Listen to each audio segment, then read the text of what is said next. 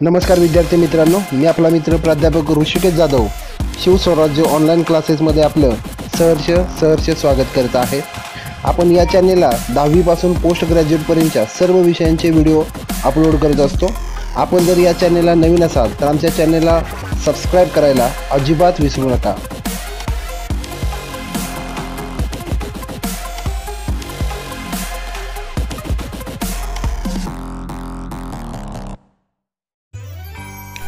नमस्कार विद्यार्थी मित्रांनो, आजच्या भागात नॉट फॉर प्रॉफिट कन्सर्न कोणकोणत्या प्रकारचे अकाउंट तयार करते या संबंधित माहिती आपण घेणार आहोत। नॉट फॉर प्रॉफिट कन्सर्न जी नफा मिळवत नाही अशी संस्था receipt and payment account, income and expenditure account आणि बॅलन्स शीट तयार करत असते। आता हे अकाउंट कशा प्रकारे तयार केले जातात त्याबाबतची सविस्तर माहिती आपण या ठिकाणी घ्यायची आहे।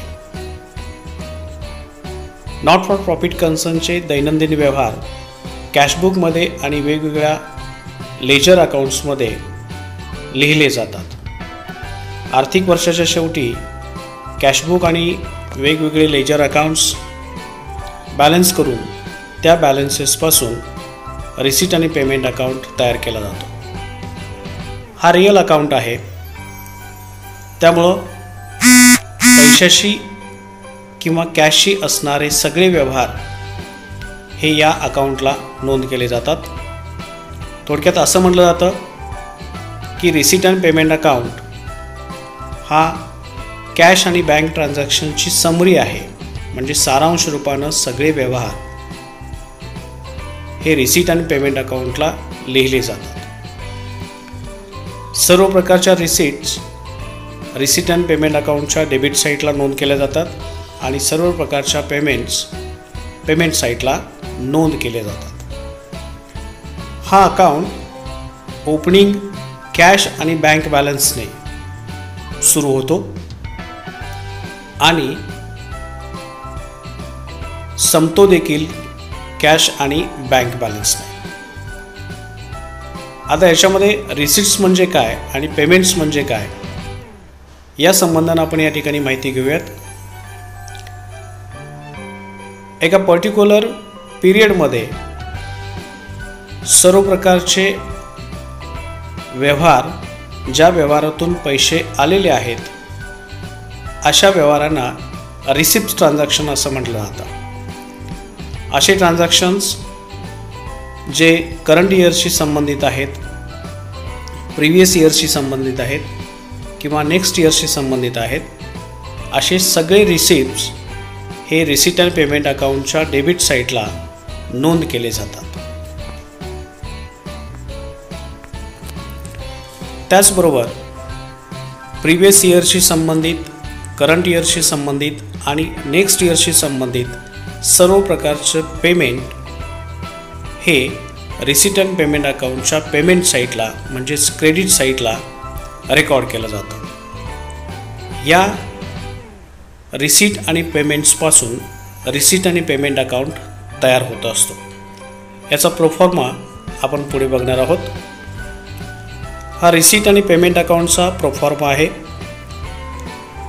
रिसीट अँड पेमेंट अकाउंटची डेबिट साईट ही रिसीट साईट असते आणि क्रेडिट साईट ही पेमेंट साईट असते।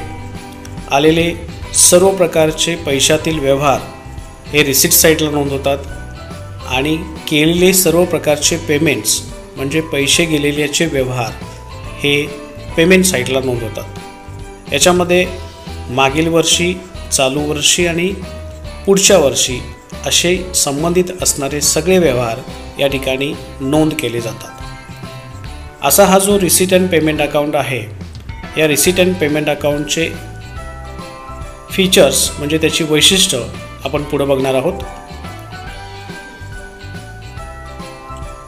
याच्यामध्ये पहिलं वैशिष्ट्य आहे की रिसीट अँड पेमेंट अकाउंट हा रिअल अकाउंट आहे। दुसरं वैशिष्ट्य, रिसीट अँड पेमेंट अकाउंट हा कॅशबुक सारखाच आहे, कारण कॅश आणि बँक बॅलन्सची समरी, त्याचा सारांश हा रिसीट अँड पेमेंट अकाउंटला रेकॉर्ड केला जातो।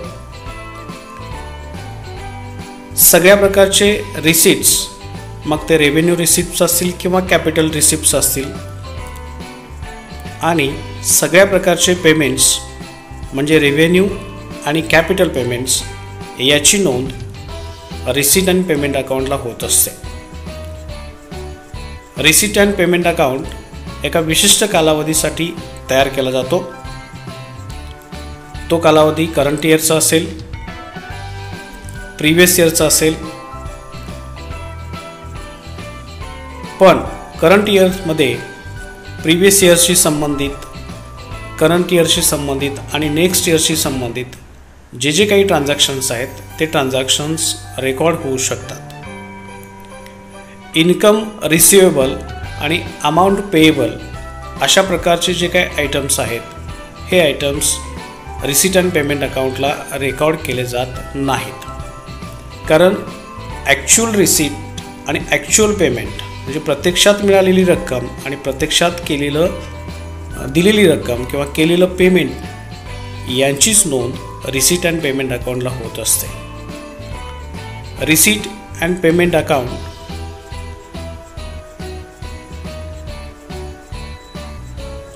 हा नॉट फॉर प्रॉफिट कन्सर्नसाठी त्याच्या फायनल अकाउंटच्या प्रिपरेशनसाठी त्या ठिकाणी आधारभूत मानला जातो आणि रिसीट अँड पेमेंट अकाउंटच्या आधारावरूनच नॉट फॉर प्रॉफिट कन्सर्न्सचे फायनल अकाउंट्स तयार केले जातात. रिसीट अँड पेमेंट अकाउंट हा नेहमीच ओपनिंग आणि क्लोजिंग बॅलन्सेस दाखवतो. मग हे ओपनिंग आणि क्लोजिंग बॅलन्सेस कॅशचे असतील, बँक्सचे असतील किंवा बँक ओव्हरड्राफ्टचे असतील, तर अशा प्रकारचे वेगवेगळे फीचर्स रिसीट अँड पेमेंट अकाउंटच्या बाबतीत सांगितलेले आहेत. यानंतर टाईप्स ऑफ रिसिप्ट्स म्हणजे येणाऱ्या ज्या काही रकमा आहेत त्या रकमा कोणकोणत्या प्रकारच्या असतात या संबंधाची थोडीशी माहिती घेऊया. या ठिकाणी आपण टाईप्स ऑफ रिसिप्ट्स बघणार आहोत. रिसिप्ट्सचे दोन प्रकार असतात, कॅपिटल रिसिप्ट्स आणि रेव्हेन्यू रिसिप्ट्स. कॅपिटल रिसिप्ट्स म्हणजे भांडवली उत्पन्न आणि रेव्हेन्यू रिसिप्ट्स म्हणजे महसुली उत्पन्न. त्याच्यामध्ये कॅपिटल रिसिप्ट्स म्हणजे काय, तर अशा रिसिप्ट्स ज्या प्रत्येक वर्षी किंवा रेग्युलरली नॉट फॉर प्रॉफिट कन्सर्न्समध्ये येत नाहीत, म्हणजे नॉन रिकरिंग, सतत न येणारे अशा पद्धतीच्या ज्या रिसिप्ट्स असतात अशा रिसिप्ट्सना आपण कॅपिटल रिसिप्ट्स म्हणतो. उदाहरणार्थ बिल्डिंगसाठी एखादा फंड आलेला असेल किंवा एखाद्या टुर्नामेंटसाठी एखादा फंड आलेला असेल किंवा लायब्ररीसाठी एखादा फंड आलेला असेल किंवा लाईफ मेंबरशिप फीज असेल, तर अशा प्रकारच्या या रिसिप्ट ज्या आहेत या संस्थेच्या दैनंदिन कारभारामध्ये वारंवार येत नाहीत आणि अशा वारंवार न येणाऱ्या रिसिप्ट्सना आपण कॅपिटल रिसिप्ट्स म्हणतो. या रिसिप्ट्स संस्थेच्या आयुष्यामध्ये एकदाच किंवा जास्तीत जास्त दोनदा त्या ठिकाणी येत असतात. उदाहरणार्थ life membership fees. Life membership fees ही एखाद्या व्यक्तीच्या आयुष्यात तो एकदाच त्या ठिकाणी पेड करत असतो आणि त्यामुळं संस्थेलासुद्धा ही लाईफ मेंबरशिप फीज एकदाच रेकॉर्ड, लाईफ मेंबरशिप फीज ही बुक्स ऑफ अकाउंट्सलासुद्धा एकदाच रेकॉर्ड करून घेतली जाते. त्यामुळं अशा पद्धतीचे जे रिसिप्ट्स आहेत या रिसिप्ट्सना कॅपिटल रिसिप्ट्स असं म्हटलं जातं. दुसऱ्या प्रकारच्या रिसिप्ट्स आहेत त्या म्हणजे रेव्हेन्यू रिसिप्ट्स. रेव्हेन्यू रिसिप्ट्स म्हणजे ज्या नॉट फॉर प्रॉफिट कन्सर्न्सच्या दैनंदिन रिसिप्टचा भाग असतो, जो भाग त्यांच्या उत्पन्नाशी संबंधित असतो. त्यामुळं अशा दैनंदिन येणाऱ्या ज्या काही रिसिप्ट्स आहेत, रेग्युलर येणाऱ्या ज्या काही रिसिप्ट्स आहेत या रिसिप्ट्सना रेव्हेन्यू रिसिप्ट्स म्हणजे महसुली उत्पन्न असं म्हटलं जातं.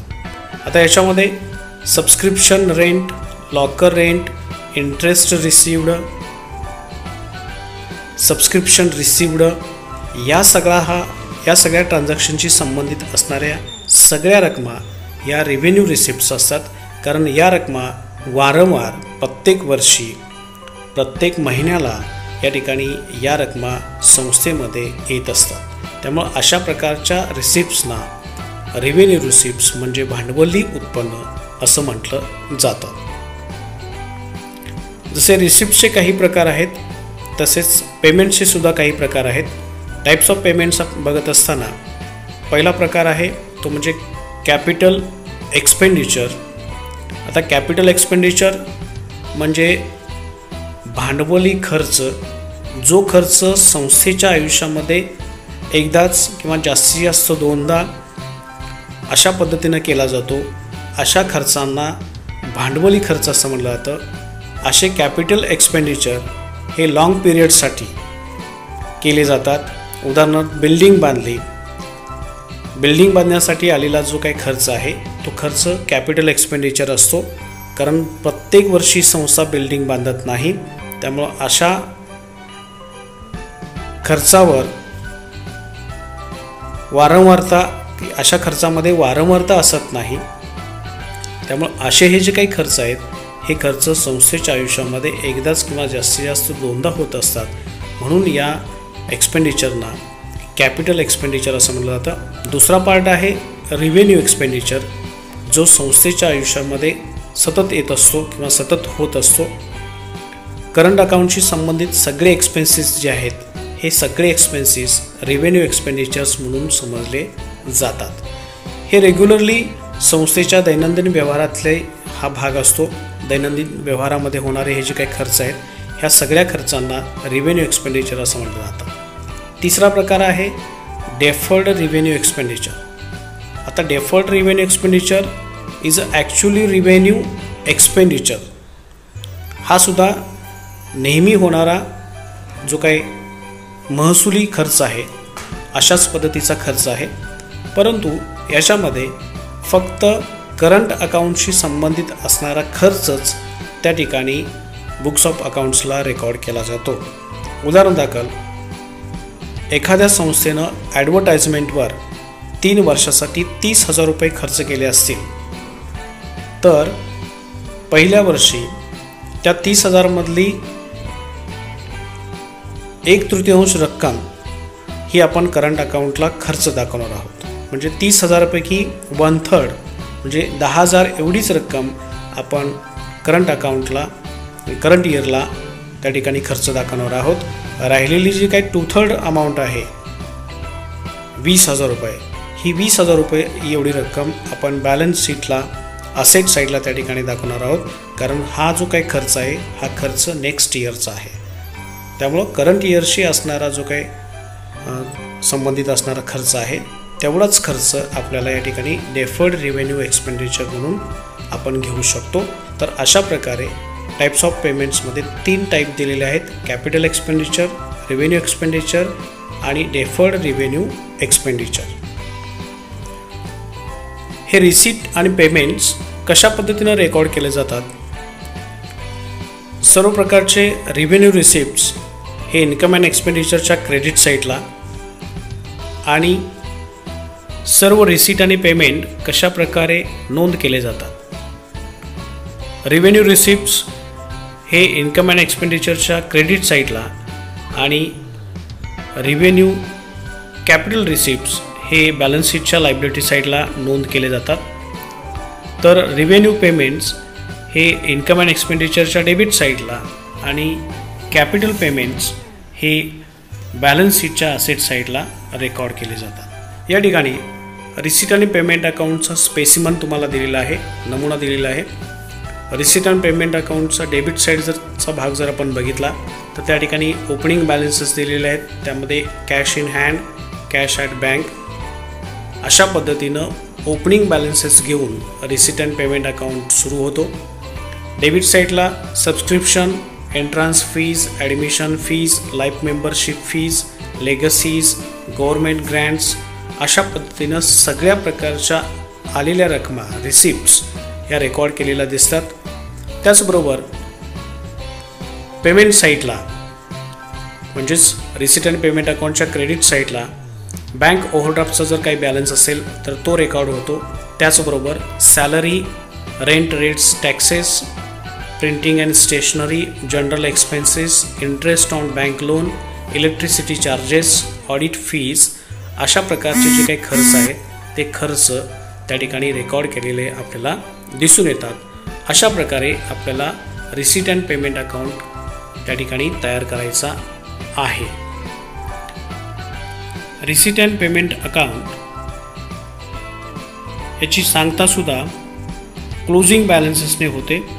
या ठिकाणी जर आपण क्रेडिट साईडला बघितलं तर by balance carry down, cash in hand, cash at bank अशा पद्धतीनं कॅशच्या क्लोजिंग बॅलन्सेसने रिसीट अँड पेमेंटच्या सांगता होते आणि या प्रकारे रिसीट अँड पेमेंट अकाउंट त्या ठिकाणी प्रिपेअर केला जातो. फॉर प्रॉफिट कन्सर्न दुसरा अकाउंट तयार करतात. त्या अकाउंटचं नाव आहे income and expenditure account. Income and expenditure account हा नॉमिनल अकाउंट आहे. जसा प्रॉफिट अँड लॉस अकाउंट तयार केला जातो त्याच पद्धतीनं इन्कम अँड एक्सपेंडिचर अकाउंट तयार केला जातो. सर्व प्रकारचे इन्कम हे क्रेडिट साईडला आणि सर्व प्रकारचे एक्सपेंडिचर हे डेबिट साईडला त्या ठिकाणी रेकॉर्ड केले जातात. जसं प्रॉफिट अँड लॉस अकाउंटमध्ये सगळे लॉसेस हे डेबिट साईडला आणि सगळे इन्कम हे क्रेडिट साईडला रेकॉर्ड केले जातात. अगदी त्याच पद्धतीनं सर्व प्रकारचं उत्पन्न हे क्रेडिट साईडला आणि सर्व प्रकारचे खर्च हे इन्कम अँड एक्सपेंडिचरच्या डेबिट साईडला रेकॉर्ड केले जातात. या ठिकाणी इन्कम अँड एक्सपेंडिचरचे काही फीचर्स सांगितलेले आहेत. त्यामध्ये इन्कम एक्सपेंडिचर अकाउंट हा नॉमिनल अकाउंट आहे. फक्त रेव्हेन्यू एक्सपेन्सेस आणि इन्कम ऑफ करंट इयर याच्यामध्ये रेकॉर्ड होतात. प्रॉफिट अँड लॉस अकाउंट सारखाच हा अकाउंट तयार केला जातो. हा अकाउंट तयार करत असताना याचा रिझल्ट जो आहे तो रिझल्ट म्हणजे सरप्लस किंवा डेफिसिट असा असतो. इन्कम अँड एक्सपेंडिचर अकाउंट हा बॅलन्स शीटशी सहसंबंधित असतो. इन्कम अँड एक्सपेंडिचर अकाउंटमध्ये कुठल्याही पद्धतीचे ओपनिंग बॅलन्सेस असत नाहीत. या अकाउंटचा जो नेट रिझल्ट आहे मग तो सरप्लस असेल किंवा डेफिसिट असेल तो कॅपिटल फंडमध्ये ट्रान्सफर केला जातो. या अकाउंटमध्ये नॉन कॅश आयटम्स जसं की salaries paid, outstanding salary, bad debts, depreciation अशा प्रकारचे नॉन कॅश आयटम्स हे रेकॉर्ड केले जातात. रिसीट पेमेंट अकाउंटला फक्त पैशातील अकाउंट म्हणजे पैशाशी संबंधित असणारे सगळे ट्रान्झॅक्शन्स त्या ठिकाणी रेकॉर्ड केले जातात. इन्कम अँड एक्सपेंडिचर अकाउंटला असे नॉन कॅश आयटम्ससुद्धा रेकॉर्ड केले जातात.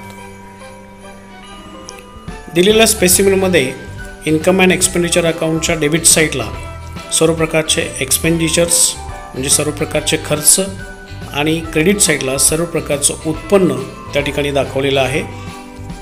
डेबिट साईडला जर आपण बघितलं तर salary, wages, printing and stationery, rent, interest, conveyance, rates and taxes या प्रकारचे खर्च रेकॉर्ड केले जातात. क्रेडिट साईडला जर आपण बघितलं तर subscription received, rent received, interest received, dividend received, government grants या पद्धतीचं जे उत्पन्न आहे ते उत्पन्न रेकॉर्ड केलं जातं. रिसीट अँड पेमेंट अकाउंट आणि इन्कम अँड एक्सपेंडिचर अकाउंट या दोन अकाउंटमधला मूलभूत फरक या ठिकाणी आपण लक्षात घेणार आहोत. रिसीट अँड पेमेंट अकाउंट हा रिअल अकाउंट आहे. इन्कम अँड एक्सपेंडिचर अकाउंट हा नॉमिनल अकाउंट आहे. रिसीट अँड पेमेंट अकाउंट हा कॅशबुकसारखा असतो. इन्कम अँड एक्सपेंडिचर अकाउंट हा प्रॉफिट अँड लॉस अकाउंटसारखा तयार केला जातो. रिसीट अँड पेमेंट अकाउंट तयार करण्याचा मुख्य उद्देश कॅशशी संबंधित जे काही ट्रान्झॅक्शन्स आहेत ते ट्रान्झॅक्शन्स एकत्रित करणे हा असतो. तर इन्कम अँड एक्सपेंडिचर अकाउंटचा मुख्य उद्देश नेट रिझल्ट तयार करण्यासाठी म्हणजे सरप्लस किंवा डेफिसिट काढण्यासाठी इन्कम अँड एक्सपेंडिचर अकाउंट तयार केला जातो. रिसीट पेमेंट अकाउंट ओपनिंग बॅलन्सेसने तयार होतो आणि क्लोजिंग बॅलन्सेसने संपतो. इन्कम अँड एक्सपेंडिचर अकाउंट कुठल्याही पद्धतीच्या ओपनिंग बॅलन्सेसने सुरू होत नाही आणि जो क्लोजिंग बॅलन्स असतो तो एकतर सरप्लस असतो किंवा डेफिसिट असू शकतो. सगळ्या प्रकारच्या रिसिप्ट्स आणि पेमेंट्स जे करंट इयरशी संबंधित आहेत हे रिसीट अँड पेमेंट अकाउंटमध्ये रेकॉर्ड केले जातात.